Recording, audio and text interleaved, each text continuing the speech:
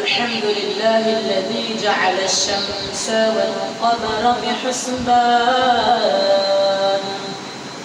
والنجم والشجر يسجدان وفضل زمانا على زمان فما فضل مكانا على مكان والإنسان على إنسان ونشهد أن لا إله إلا الله وحده لا شريك له ونشهد أن سيدنا وسندنا وحبيبنا وحبيب طبيبنا ومولانا محمد صلى الله عليه والصلوات والتسليمات الحمد لله الذي ثنى على عباده بنبيه المرسل صلى الله عليه وسلم وكتابه المنزل حتى اتسع على أهل الأفكار طريق الاعتبار فيه من القصص والأخبار واتضح به منهج القويم الصراط المستقيم صدق الله العظيم أرسله الله تعالى بالحق بشيرا ونظيرا الحمد لله أحب البلاد إلى الله مساجدها وأبغض البلاد إلى الله أسواقها الحمد لله আল্লাহ তাআলা আমাদেরকে বড় মহব্বত করে ভালোবেসে আল্লাহ তাআলা দুনিয়ার শ্রেষ্ঠ নবী শ্রেষ্ঠ উম্মাহ হিসেবে আল্লাহ তাআলা আমাদেরকে দুনিয়ার ভিতরে উপস্থাপন করেছে। এই জন্য আল্লাহ তাআলা আমাদের হায়াতটাকে আল্লাহ সংকীর্ণ দিয়েছে, ছোট্ট করে দিয়েছে। আমাদেরকে আল্লাহ তাআলা তিনি বেশি দিন এই ফিতনার জীবনে রাখতে চান না। এই জন্য আল্লাহ আমাদেরকে বড় ভালোবাসে, আল্লাহ আমাদেরকে বড় মহব্বত করে। আর মহব্বত করনেওয়ালা ব্যক্তিদেরকে আল্লাহ তাআলা দুনিয়ার ভিতরে বেশি খাটান না। এই জন্য আমাদের জীবনটা বড় ছোট্ট। আর ছোট্ট জীবনে আল্লাহ তাআলাকে যদি রাজি করে আমরা মৃত্যু পর্যন্ত মৃত্যুর পথে যদি কালিমার সাথে যদি আমরা মৃত্যু বরণ করতে পারি, রাসূলের আদর্শ, রাসূলের তরিকা, রাসূলের রেখে যাওয়া সিরাত এই অনুযায়ী যদি আমরা চলতে পারি, রাসূলের রেখে যাওয়া সুন্নাহ এটা মেনে যদি আমরা চলতে পারি, তাহলে আমাদের জিন্দেগিটা বড় দামি হয়ে যাবে। আল্লাহ তাআলা আমাদেরকে চলার তৌফিক দান করুন। তবে ইসলামের পথে, দ্বীন ও নবীর পথে, নবীর তরিকায় চলার জন্য ৬টি পথ অবলম্বন করা অতি জরুরি। ১ নাম্বার কালিমা, ২ নম্বরে হচ্ছে নামাজ, ৩ নম্বরে ইলম ও জিকির, ৪ নম্বরে হচ্ছে ইকরামুল মুসলিমিন, ৫ নম্বর হচ্ছে সহিহ নিয়ত, ৬ নম্বর হচ্ছে দাওয়াত ও তালিম, তাবলীগ ও দাওয়াত ও তালিম। আল্লাহ তাআলা বলেন কালিমা যে লা ইলাহা ইল্লাল্লাহ মুহাম্মাদুর রাসূলুল্লাহ, এই কালিমাটা দিলের ভিতরে ধারণ করা, যে এক আল্লাহ তাআলার শপথ গ্রহণ করা, আমার মালিক একমাত্র আল্লাহ তাআলা, আমার ইবাদত একমাত্র আমার রব্বে কাবার জন্য, আমার আল্লাহ তাআলার জন্য, এবং তার হাবিব প্রিয় নবী আমাদের পরিচিত টুকরা নবী মুহাম্মদুর রাসূলুল্লাহ সাল্লাল্লাহু আলাইহি ওয়াসাল্লাম আল্লাহ তাআলার প্রেরিত রাসূল। এই ৬টার ভিতরে প্রথম হচ্ছে কালিমা। কোন ব্যক্তি যদি কালিমাটাকে এমনি ভাবে দিলের ভিতরে ধারণ করতে পারে যে আমার আল্লাহ তাআলা ব্যতীত আর কেউ ইবাদতের উপযুক্ত নয়, একমাত্র ইবাদত হবে আমার আল্লাহ, আর মদিনার নবী মুহাম্মদুর রাসূলুল্লাহ সাল্লাল্লাহু আলাইহি ওয়াসাল্লাম আল্লাহ তাআলার প্রেরিত রাসূল। ২ নম্বর হচ্ছে নামাজ। আরে নামাজ যদি কোনো ব্যক্তির জিন্দেগির ভিতরে থাকে, মদিনার নবী বলেন মিফতাহুল জান্নাতিস সালাহ, as-salatu ila as-salati কাফারা। যার জিন্দেগির ভিতরে নামাজ কমপ্লিট, ওর পুরো জিন্দেগিটাই কমপ্লিট। এই জন্য আরো এক হাদিসে আল্লাহ রাসূল সাল্লাল্লাহু আলাইহি ওয়াসাল্লাম উসমান ইবনে আফফান রাদিয়াল্লাহু তাআলা আনহুকে বসন্তের সময়, শীতের সময় তিনি একটা ডালের পাতাগুলো ঝুলন্ত অবস্থায় জড়িয়ে বলেছিল, ওসমান জানো আমার উম্মত যখন এমনি ভাবে নামাজ পড়বে, আল্লাহ তাআলাকে রাজি খুশি করার জন্য নামাজ পড়বে, ৫ বেলার সালাত আদায় করবে, ঠিক এই শুকনা পাথর মতো তাদের জিন্দেগির গুনাহগুলো এইভাবে ঝরে পড়ে এই জন্য একদল উলামায়ে কেরাম বলে যে আসসালাতু ইলা সালাতি কাফারা, সালাতের ভিতরে ছোট গুনাহ ক্ষমা আল্লাহ তাআলা করে দেয়। তাহলে আপনি ছোট গুনাহওয়ালাদের পক্ষে।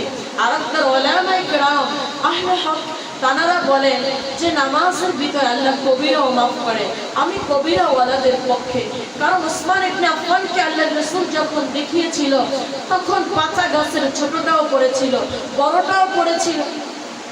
এই জন্য আল্লাহ তাআলা আল্লাহর রাসূল এটাই শিখিয়েছে, আসসালাতু ইলা সালাতি কাফারা, যার নামাজ, যার জিন্দেগির ভিতরে নামাজ ওকে তার পুরো জিন্দেগিটা ইবাদত হিসাবে আল্লাহ তাআলা কমপ্লিট করে দিবে। এই জন্য আমাদেরকে আল্লাহ তাআলা নামাজ সালাত আদায় করার তৌফিক দান করুন। তৃতীয় নম্বরে হচ্ছে ইলম ও জিকির। ইলম ও জিকির, ইলম ও জিকির, বেশি বেশি জিকির করা, ইলম অর্থাৎ ইলম শেখা, ইলমের পথে সময় ব্যয় করা। যে যে কর্মের ভিতরে আছে অল্প সময়, একটু সময় আল্লাহ তাআলার জন্য, রাসূলের মহব্বতে একটু সময় ইলমের পিছনে লাগায়া দিব। আর কেউ যদি ইলম শেখার পিছনে সময় ব্যয় করে, অর্থ ব্যয় করে, জান মাল ব্যয় করে, আল্লাহ তাআলা তাদের ব্যাপারে বলে এদেরকে আমি কয়েকটি পুরস্কারিত করব। তার ভিতরে দুনিয়ায় হবে 2টি, আখিরাতে হবে 5টি। এক নাম্বার, আমি তাদেরকে দুনিয়াতে কোনোদিন রিজিকে অভাব দিব না, রিজিকে অভাব দিব না। অথচ আমরা আজকে তাকায় দেখি একটা কুকুর না খায়া মরলো না, একটা বিড়াল না খায়া মরলো না, কিন্তু ওয়ালাকাদ কাররামনা বানি আদম, সৃষ্টির সেরা মানুষ আজকে না খেয়ে তারা মৃত্যুবরণ করছে। আজকে কাক কুকুরের সাথে ডাস্টবিনে তারা খাবার নিয়ে লড়াই করছে। অথচ আল্লাহ তাআলা বলেন যে ইলমের পথে, দ্বীনের পথে সময় ব্যয় করলো, আমি আল্লাহ তাআলাকে বন্ধু বানাইলো, আমার রাসূলকে তারা বন্ধু বানাইলো, ভালোবাসলো, তাদেরকে আমি রিজিকে অভাব দিব না, তাদেরকে আমি মহব্বত করি। এই জন্য আল্লাহ তাআলা আপনাকে আমাকে, যদি আমরা আল্লাহর পথে, দ্বীনের পথে একটু সময় ব্যয় করি, আল্লাহ তাআলা আমাদেরকে পাখির চাইতেও সুন্দর করে যত্ন করে আল্লাহ তাআলা আমাদেরকে পালবেন, আল্লাহ তাআলা আমাদেরকে রিজিক দান করবেন। 2 নাম্বার, আল্লাহ তাআলা মৃত্যুর সময় কালিমা নসিব হবে। আল্লাহর রাসূল পয়গম্বর মুহাম্মদুর রাসূলুল্লাহ সাল্লাল্লাহু আলাইহি ওয়াসাল্লাম বলেন যে যার মৃত্যুর সময় জবানে থাকবে লা ইলাহা ইল্লাল্লাহ, এর কবর হবে ফাদখালাল জান্নাহ, এর কবর হবে জান্নাতুল বা জান্নাতের একটা বাগান, এর কবরে জান্নাতি নাজনামত দিয়ে আল্লাহ ভরপুর করে দেবে। এই জন্য ইলম শিখলে দুনিয়াতে 2টা লাভ। এক নম্বরে আল্লাহ রিজিকে অভাব দিবে না, 2 নম্বরে মৃত্যুর সময় কালিমা নসিব হবে। মৃত্যুর পরে আপনাকে আল্লাহ তাআলা 5টি আল্লাহ তাআলা আপনাকে উপকারের কথা বলেছে, 5টি আল্লাহ তাআলা আপনাকে 5টি পুরস্কার দিবে। তার ভিতরে 1 নম্বর, আপনি যে ইলম শিখেছেন, দুনিয়াতে ইলমের পিছনে সময় ব্যয় করেছেন এবং মাল অর্থ ব্যয় করেছেন, এই জন্য আপনি যে ইলম শিখেছেন ইখতিয়ারের সাথে, মহব্বতের সাথে, ভালোবাসার সাথে, এই ইলম আপনাকে যখন কবরে রাখা হবে, কবরে যখন প্রশ্ন করবে, ইলম তখন ডাক দিয়ে বলবে যে আমার বন্ধু ঘুমিয়েছে, আমি পবিত্র আল কোরআন, যা প্রশ্ন করার আমাকে করো। দ্বিতীয়ত আল্লাহ আপনাকে পুরস্কার দিবে, আপনি যে দ্বীনের পথে সময় ব্যয় করেছেন, আল্লাহর রাসূলের সুন্নাতের পথে চলেছেন, নামাজ পড়েছেন, এই আল্লাহর রাসূলের সুন্নাহ নামাজ আপনার রেখে যাওয়া যে কত সুন্দর মসজিদ ও মাদ্রাসা ও নেককার সন্তান, দ্বীনের পথে অর্থ ব্যয় করা, এগুলো তো থাকবেই। এর পাশাপাশি আপনাকে এই নামাজ ও কোরআন, নবীজির সুন্নাত যেগুলো আপনি ধারণ করেছেন, আপনার হৃদয়ের ভিতরে ধারণ করেছেন, এগুলো দাঁড়িয়ে বলবে যে ইনি আমার বন্ধু ঘুমিয়েছে, যা প্রশ্ন করার আমাকে করো, আমাদেরকে করো। তখন ফেরেশতা বলবে যে তোমরা কতক্ষণ এই ব্যক্তির সাথে থাকবে? তখন ফেরেশতারা বলবে, তখন কোরআন বলবে, হাদিস বলবে, রাসূলের সুন্নাহ বলবে, আমার আল্লাহ তাআলার দ্বীনের পথে সময় ব্যয় করা সেই কোরআন পবিত্র মহাগ্রন্থ বলবে যতক্ষণ পর্যন্ত আমার বন্ধুর সাথে আমরা থাকব, যতক্ষণ পর্যন্ত আমার বন্ধুকে আমরা জান্নাতে ঢুকা দিয়ে আসবো। সুবহানাল্লাহি ওয়া বিহামদিহি, জান্নাতে ঢুকায়া দিব। তাহলে তারপর তাদেরকে ইনশাআল্লাহ আমরা তারপর আমাদের ডিউটি শেষ। আল্লাহ রাসূল সাল্লাল্লাহু আলাইহি ওয়াসাল্লাম বলেন, তারপরে দ্বিতীয়ত যে পুরস্কার দিবে সেটা হচ্ছে হাশরের ময়দানে তার কোনো পেরেশান থাকবে না, তার কোনো চিন্তা থাকবে না।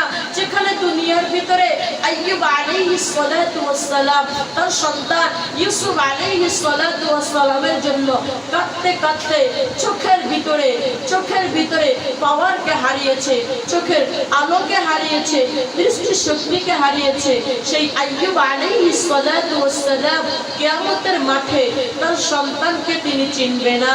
যেখানে মুসা কালিমুল্লাহ কিতাবুত তাওরাত যে কিতাবটা আল্লাহ নিজ হাতে লিখে স্বয়ং মুসা কালিমুল্লাহকে দিয়েছে, যার উপাধি দিয়েছিল মুসা কালিমুল্লাহ, এই মুসা কালিমুল্লাহ আরশের খুঁটি ধরে চিৎকার দিবে আর বলবে, রব্বি নাফসি, আয় আল্লাহ তুমি আমাকে বাঁচাও না, ওয়ালা উম্মি ওয়ালা উখতি, আয় আল্লাহ না আজকের দিনে মাকে চাই না বোনকে চাই, রব্বি নাফসি, আয় আল্লাহ আপনি আমাকে বাঁচান। যেখানে ইব্রাহিম খলিলুল্লাহ বলবে, আল্লাহ তাআলাকে বলবে, আয় আল্লাহ তেরি মেরি দোস্ত কি বাঁচা, আয় আল্লাহ আমি তো আপনার খলিল, বন্ধুত্বের দোহাই দিয়ে আপনি আমাকে বাঁচান না। ঈসা রুহুল্লাহ বলবে, আয় আল্লাহ মারিয়াম কো সওয়াল মারিয়াম জানে তু জানে, আয় আল্লাহ তুমি আমাকে বাঁচাও না, আয় আল্লাহ তুমি আমাকে বাঁচাও না। সেই দিনে আল্লাহ তাআলা বলে যে আমাদেরকে কোনো পেরেশানি দিবে না যারা কোরআনের পথে সময় ব্যয় করবে। তারপরে সর্বশেষ আল্লাহ যে পুরস্কার দিবে, আল্লাহ তাআলা পর্দাবিহীন আল্লাহ তাআলা আমাদের সাথে মোলাকাত করবে। এই জন্য 3 নম্বরে আমরা ইলম ও জিকির, বেশি বেশি ইলম শেখার পথে সময় ব্যয় করব এবং জিকির করব। জিকিরের বিধান আল্লাহ তাআলা কোরআনেও দিয়েছে, ইয়া আইয়ুহাল্লাযীনা আমানু যকুরুল্লাহা যিকরান কাসীরা ওয়াসাব্বিহুহু বুকরাতাও ওয়া আসীলা। আল্লাহ তাআলা বেশি বেশি জিকির করতে বলেছে এবং সবচেয়ে বড় জিকির হলো কোরআন তেলাওয়াত। আল্লাহ তাআলা আমাদেরকে এই পথে চলার তৌফিক দান করুন। 4 নম্বরে হচ্ছে ইকরামুল মুসলিমিন হলো সাহাবাদের নমুনা এবং রাসূল সাল্লাল্লাহু আলাইহি ওয়াসাল্লামের শিখানো যে সিরাত, যে আদর্শ, ওটাকেই বলে ইকরামুল মুসলিমিন, ওটাকেই বলে রাসূলের তরিকায় চলনে ওয়ালা, রাসূলের আদর্শ ধরনে ওয়ালা, ওটাকেই বলে ইকরামুল মুসলিমিন। আল্লাহ তাআলা আমাদেরকে ইকরামুল মুসলিমিন, আমি নিজে না খেয়ে আমার আরেক ভাইকে খাওয়াবো। ইকরামুল মুসলিমিন, আমি আমার পোশাক আমার ভাইকে আরেক ভাইকে আমি পোশাক কিনে দিব, আমার অর্থ থেকে আমি আরেক ভাইকে যে কেনার মতো সামর্থ্য রাখে না তাকে আমি কিনে দিব, এবং যেই ভাই খাবার খাওয়ার মতো সামর্থ্য রাখে না তাকে আমার পকেটের টাকা দিয়ে খাবার কিনে দিব। এটাকেই বলে ইকরামুল মুসলিমিন এবং আল্লাহ রাসূলের তরিকা অনুযায়ী চলা, এটাকেও বলে ইকরামুল মুসলিমিন। তো 5 নম্বরে যেটা আল্লাহ তাআলা রাসূল পয়গম্বর মুহাম্মদ রাসূলুল্লাহ সাল্লাল্লাহু আলাইহি ওয়াসাল্লাম বলে যায় যে সহি নিয়ত। আর এই সহি নিয়তের উপরে আল্লাহ রাসূলের কয়েকটি হাদিস আছে, তার ভিতরে বুখারীতে একটি হাদিস আছে যে ইন্নামাল আ'মালু বিন্নিয়াত, তোমার নিয়ত যেরকম হবে ঠিক আমলের ফলাফলটা ওরকমই হবে। এই জন্য যার ইন্নামাল আ'মালু বিন্নিয়াত, যার নিয়ত যত সহি তার আমল কত সুন্দর হবে এবং ন্যায় অনুযায়ী তার বাস্তবায়ন কাজ হবে। এবং আরেকটি হাদিসে আছে, আখলিস দীনাকা ইয়াকফিকাল আমালুল কলিল, তুমি ইখলাসের সাথে আমল করো, অল্প আমলে তোমার নাজাতের জরিয়া হয়ে যাবে। সুবহানাল্লাহি ওয়া বিহামদিহি। এইজন্য আল্লাহর রাসূলের জবানের পবিত্র বাণী দুটো বাণীতে আমরা দেখতে পাই যে আল্লাহর রাসূল এক বাণীতে বলেন যে ইখলাসের সাথে আমল করো, অল্প আমলে তোমার পুঁজি অনেক ভারী হয়ে যাবে। আল্লাহর রাসূল আরেক বাণীতে বলেন ইন্নামাল আমালু বিন্নিয়াত, তোমার নিয়তের উপরে তোমার ফলাফল হবে। এই জন্য আমাদেরকে আল্লাহ তাআলা সহি নিয়ত অনুযায়ী চলার তৌফিক দান করুন। বলি আমিন। 6 নম্বর আছে দাওয়াত ও তালিম, 6 নম্বর আছে দাওয়াত ও তালিম। এই জন্য দাওয়াত ও তালিম বেশি বেশি মানুষের কাছে দিনই দাওয়াত পৌঁছে দেওয়া, তালিম তরবিয়ত করা। যে ভাই ইলম জানে না তাকে ইলম শেখানো এবং কালিমা শেখানো, রাসূলের আদর্শ শেখানো, জান্নাতের কথা জাহান্নামের কথা মানুষের কাছে তুলে দেওয়া, মানুষের কাছে তুলে ধরা। আল্লাহ তাআলা আমাদেরকে সঠিক কোরআন ও হাদিসের জ্ঞানের বুঝ দান করুক বলি আমিন। ওয়া আখির দাওয়ানা আলহামদুলিল্লাহি রাব্বিল আলামিন। নাসরুম মিনাল্লাহি ওয়া ফাতহুন করিম। সুবহানাকাল্লাহুম্মা ওয়া বিহামদিকা আশহাদু আল লা ইলাহা ইল্লা আনতা আস্তাগফিরুকা ওয়া আতুবু ইলাইক। আসসালামু আলাইকুম ওয়া রাহমাতুল্লাহি ওয়া বারাকাতুহু।